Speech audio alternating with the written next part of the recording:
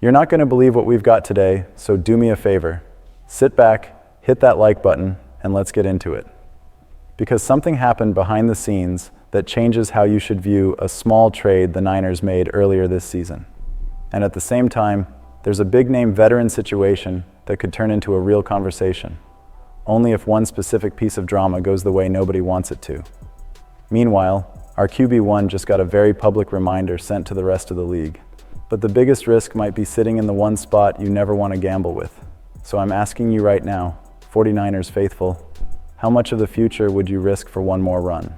There's a little detail that a lot of people will brush off, but it completely changes the way you look at the Keion White trade. This wasn't just another rotational guy.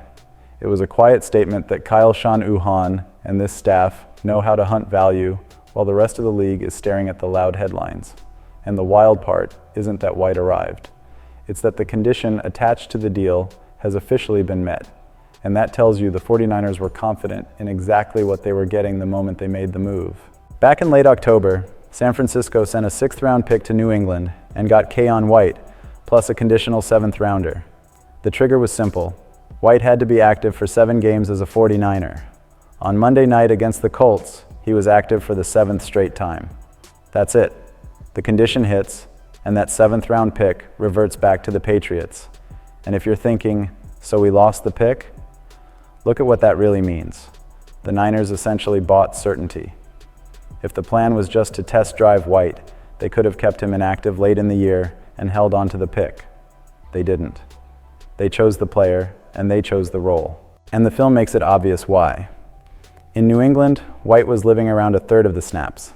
In San Francisco, he's been over 55% of the snaps in basically every game. The role is different too.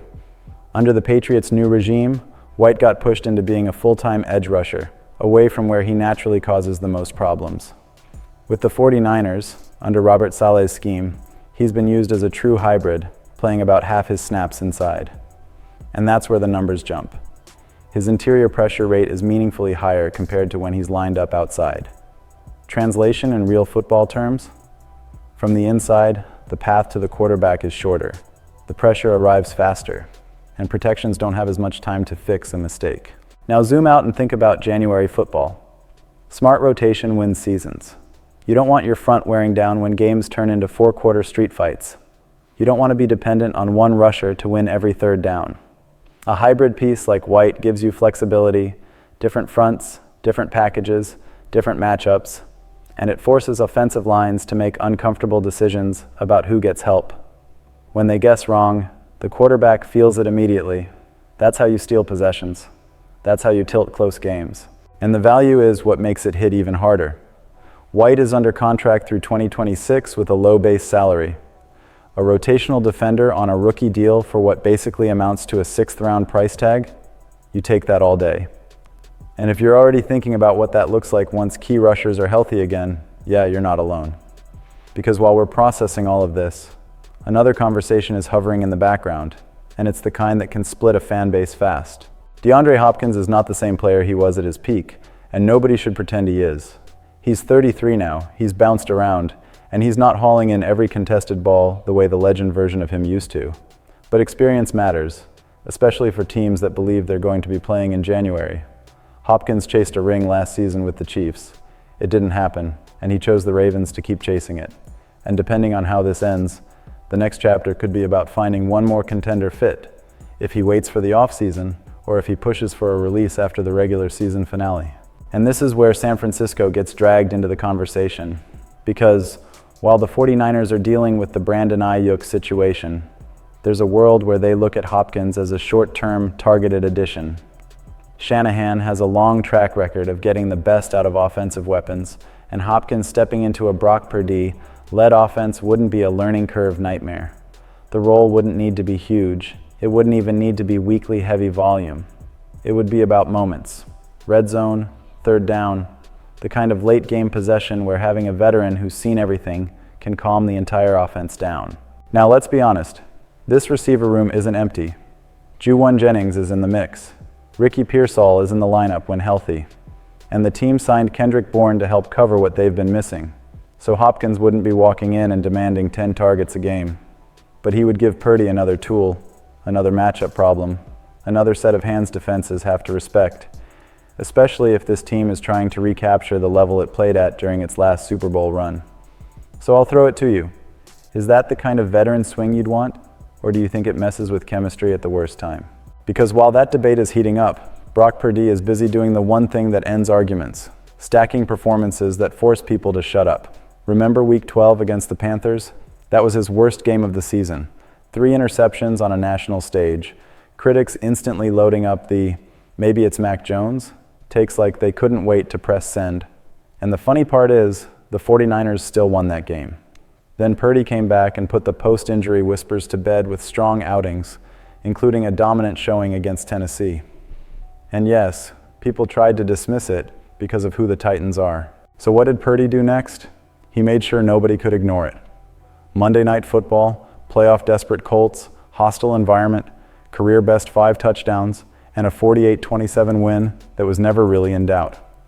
That's the kind of night that stops the noise. And Kay Adams said the quiet part out loud. This stretch since he returned has been an emphatic reminder of why the 49ers went all in on him with the contract. Not that they should have needed the reminder, but the league clearly did. And here's what hits different. He's doing this without the stacked receivers room excuse people love to throw around. Ayuk hasn't been part of the on-field story this season.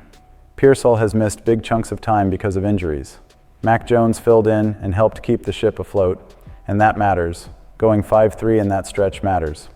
But Purdy has elevated the offense to another gear. The completion percentage, the touchdown to interception balance, the command. This is what QB1 looks like when he's comfortable, when timing is sharp, and when Shanahan's play calling has full trust in him. So I want your honest take. Are we done pretending this is a system quarterback thing? Or do you still feel like he has to prove it again in the biggest game? And that brings us to the one storyline that can define the next era, whether we like it or not. Trent Williams and the looming roster math. ESPN's Jeremy Fowler highlighted the contract situation, and it's the kind of number that makes every front office pause. According to SpotTrack, Trent is scheduled to carry a cap hit in 2026 that sits right near $39 million, one of the highest figures on the roster, right behind Nick Bosa's cap number. The uncomfortable question is obvious. Are the 49ers really going to allocate nearly $39 million to an offensive lineman who will be 38 at the start of that season? Now, nobody debates the player. When Trent is healthy, he's still elite. Fowler emphasized how good he's looked and how the team views him right now. And after that Week 16 win, with fans chanting "one more year," Trent made it clear he's not thinking about retirement. He basically told everyone, "I'm nowhere near done." That's the emotional side of this. But the business side is coming anyway. So what are the options? Extend him at market level money. Absorb the cap hit as is. Consider a release or trade, or restructure. Add years, spread the hit out, and commit real resources to a player nearing 40. The complication is the part that should make every 49ers fan tense. There isn't a clear successor lined up. The team hasn't invested premium draft capital into a future blindside anchor, and everybody understands what happens to an offense when you lose the guy protecting your quarterback's back. Protection isn't just about sacks.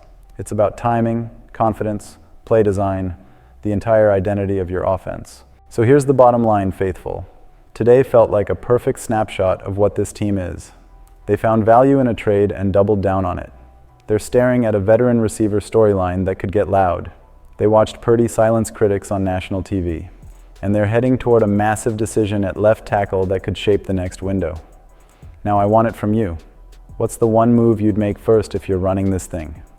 Drop your take in the comments, and let's argue it out like real Niner gang. If you enjoyed this breakdown, hit like, subscribe, and turn on notifications. Because if you think today was wild, what comes next is going to be even louder.